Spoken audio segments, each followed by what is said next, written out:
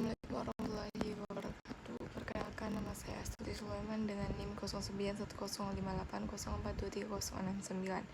Mata kuliah Perbandingan Administrasi Negara. Jadi baik, pada kesempatan ini saya akan memaparkan materi tentang pengertian dasar administrasi publik. Jadi administrasi sebagai proses, kegiatan, tata usaha, pemerintah, dan administrasi publik adalah segenap proses penyelenggaraan dalam setiap usaha kerjasama sekelompok manusia untuk mencapai tujuan tertentu. Pengertian administrasi publik. Administrasi publik adalah proses kerjasama dalam lembaga pemerintahan untuk melaksanakan kebijakan publik. Ilmu administrasi publik mempelajari tentang: pertama, pengelolaan organisasi publik; yang kedua, pelaksanaan kebijakan pemerintah; yang ketiga, pelayanan kepada masyarakat. Fokus utamanya adalah kepentingan masyarakat. Administrasi publik sebagai cabang ilmu administrasi publik menggunakan berbagai teori dan konsep dari ilmu lain seperti ilmu politik berkaitan dengan kekuasaan dan kebijakan publik, ekonomi berkaitan dengan pengelolaan sumber daya, psikologi memahami perilaku individu dalam organisasi, sosiologi memahami hubungan sosial dalam organisasi, antropologi budaya memahami budaya dalam birokrasi. Pendekatan administrasi menurut Maurice Perez: yang pertama, pendekatan matematik; yang kedua, pendekatan sumber daya manusia; yang ketiga, pendekatan sumber daya umum menurut Pretus.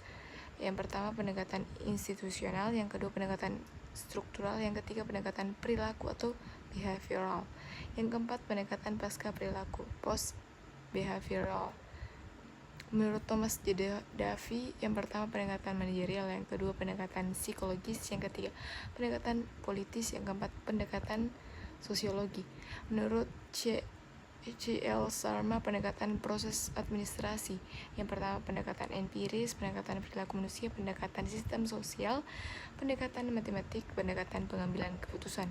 Menurut Gordon, pendekatan tradisional; pendekatan perilaku; pendekatan pengambilan keputusan; dan pendekatan ekologis. Menurut Cheden 1982, terdapat 7 kekhususan administrasi publik. Yang pertama, kehadirannya tidak dapat dihindari dalam kehidupan masyarakat; yang kedua, mengharapkan kepatuhan dari masyarakat; yang ketiga, memiliki prioritas tertentu dalam pelayanan publik; yang keempat, memiliki kekecualian atau kewenangan khusus; yang kelima, manajemen puncaknya bersifat politik; yang keenam, kinerjanya sulit diukur secara pasti; 7, memiliki harapan besar dari masyarakat.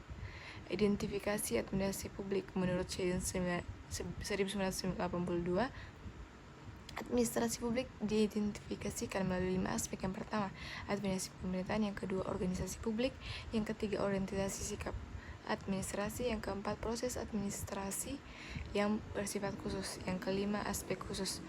Unsur-unsur umum administrasi publik merupakan kegiatan komunal, terorganisasi secara publik, berada dalam arahan politik, beroperasi berdasarkan aturan publik.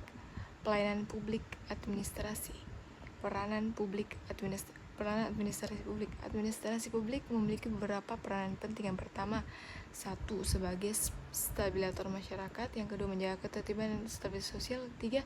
Sebagai kunci masyarakat modern; yang keempat, mengatur pelayanan publik dan tata kelola pemerintahan; yang kelima, berperan dalam pembangunan nasional; yang keenam, melaksanakan program pembangunan negara; yang ketujuh, berperan dalam perubahan sosial, mendorong perubahan menuju masyarakat yang lebih maju. Krisis identitas administrasi publik. Krisis identitas administrasi publik berkisar pada persoalan bagaimana administrasi publik memandang dirinya sendiri dalam waktu ke waktu silam.